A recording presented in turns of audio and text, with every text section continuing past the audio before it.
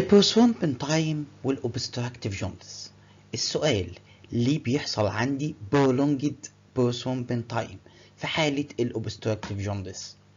قالك بص، لازم تبقى عارف إن البروثرومبين ده بيتم تصنيعه في الليفر، في الكبد، وبالتالي لو عندي أي مشكلة في الليفر بتاعي، يعني عندي ليفر ديزيز، هنا هيبقى عندي مشكلة في تصنيع البروثرومبين. تمام؟ طيب، لازم تكون عارف ان تحليل البروثرومبين تحليل مهم لتقييم كفاءة الاكسترينسيك باسواي. بنشوف فيها فاكتور 7 وفاكتور 10 وفاكتور 2 اللي هو البروثرومبين، وفاكتور 1 اللي هو الفايبرينوجين.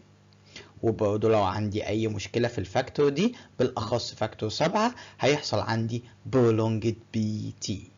نركز مع بعض ونكمل. ركز معايا بقى. في حالة الأوبستراكتيف قالك الكبد هنا مفيش فيه أي مشكلة، يعني بيقوم بدور التصنيعي بشكل ممتاز جدا، وبرضه الفاكتورز مفيهاش أي مشكلة الخاصة بالمسار الخارجي. طب هنا السؤال: ليه بيحصل عندي prolonged prothrombin time؟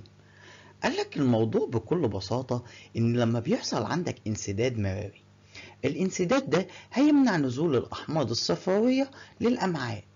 طب الأحماض الصفراوية دي دايب فيها مين؟